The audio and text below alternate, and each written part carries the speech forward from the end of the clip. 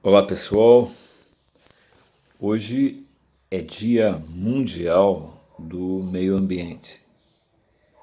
e nós aqui das missões é importante que nós consigamos pensar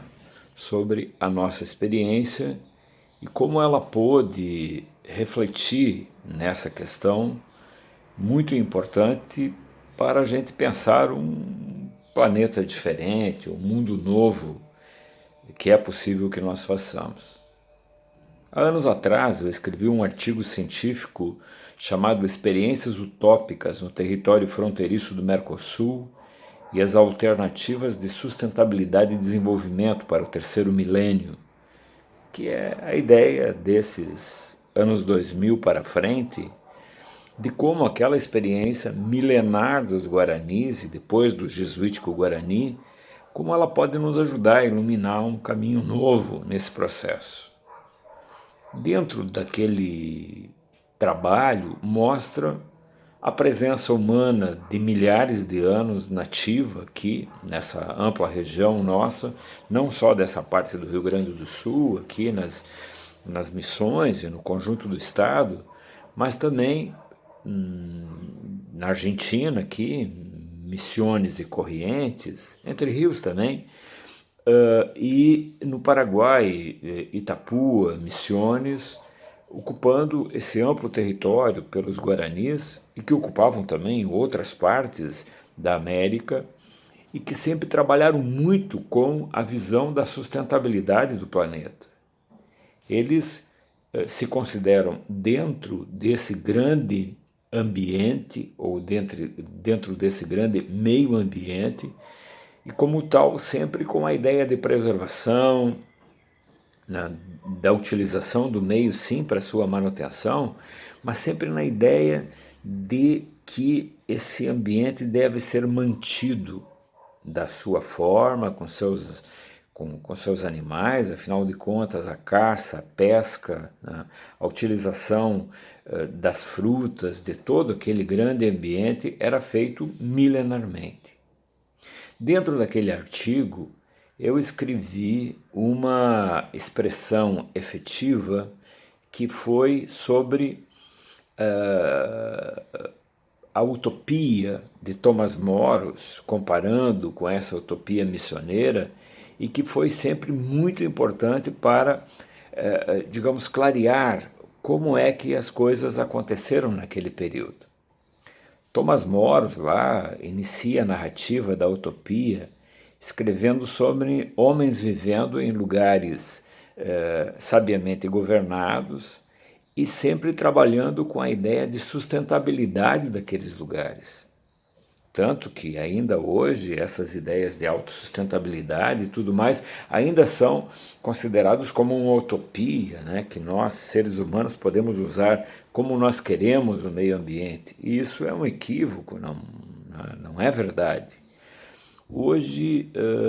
pensadores, né, especialmente a partir dessas viagens que os nossos astronautas têm feito, cada vez mais eles conseguem ver o planeta como um conjunto e, como tal, a importância fundamental de entender que nós vivemos, como dizia o Papa Francisco, numa casa comum, aonde qualquer ação nossa, em qualquer dos lugares, acaba refletindo positivamente ou negativamente, conforme aquilo que a gente fez e faz. Então, dentro da ideia de Thomas Moros, é muito importante nós trabalharmos certas ideias, né? Ele analisa, por exemplo, os campos, as selvas, né? As semeaduras, como os animais são adaptados nesse setor, o uso sempre de elementos naturais, né? Não elementos químicos, digamos assim, poluidores. Então, a grande atividade humana e que casa bem direitinho com aquilo que os guaranis sempre disseram e ainda hoje dizem sobre a utilização dos meios, né, da natureza como um todo para desenvolvimento das atividades que nós necessitamos. É muito importante essa coisa também da espiritualidade relacionada a esse processo. de compreender que nós, seres humanos, estamos dentro de um mesmo alinhamento, dentro de um mesmo sistema, e que internamente e externamente nós devemos utilizar o melhor que nós temos, que é a nossa mente, a ideia clara de autossustentabilidade de todo esse grande conjunto, né? Então, Thomas Moros sempre imaginou um lugar que é a utopia, né? Um lugar completamente, digamos, correto, aonde todos se interrelacionando entre si, amavelmente, carinhosamente,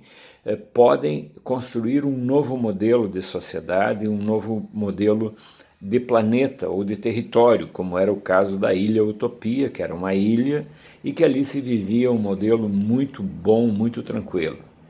Veja que no mundo guarani,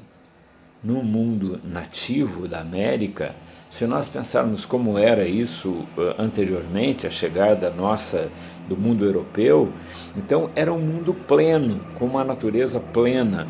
Então, como trabalhar isso? Como a gente ter carinho, amor com relação a todo o sistema, as árvores, os campos, a como utilizar bem isso. E a experiência missioneira, aqueles 160 anos que a gente diz da experiência missioneira, como foi trabalhada no sentido de autossustentabilidade. Mesmo num sistema entre 40 e 50 indústrias em cada uma das reduções,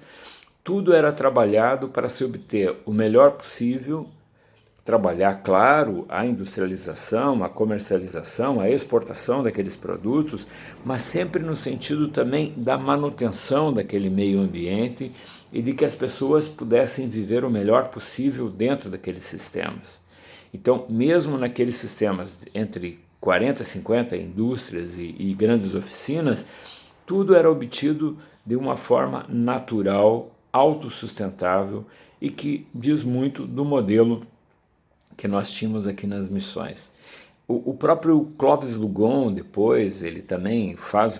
ele também desenha, digamos, um modelo muito importante, mostrando com muito carinho e fraternidade de como eram aquelas relações, tanto entre pessoas, como também pessoas e o meio ambiente. Então tudo isso mostra, e muito mais, as várias escritas,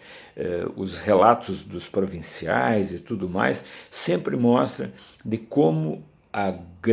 o grande projeto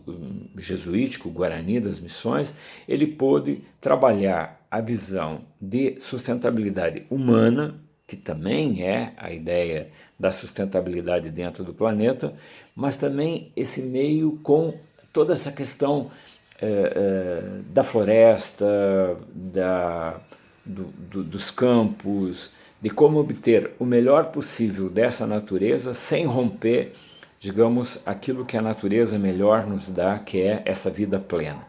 Então, o Projeto Missões tem muito para dizer para vários aspectos, né? E num dia mundial hoje do meio ambiente, é muito importante que nós também possamos dizer sobre a importância do que nós temos, a herança missioneira que nós temos e que podemos, obviamente, também neste dia importante, mundialmente importante, dizer sobre as missões e como durante 160 anos se trabalhou um projeto onde tudo isso esteve muito bem relacionado. Um grande abraço a todos e convido agora, nos 400 anos das missões, que prestemos atenção nas várias possibilidades e nós dizermos sobre a herança que nós temos na mão e que possamos, obviamente, divulgar e cada vez mais gerar emprego, renda, a partir dessas ideias que devem ser semeadas mundialmente. Um grande abraço a todos.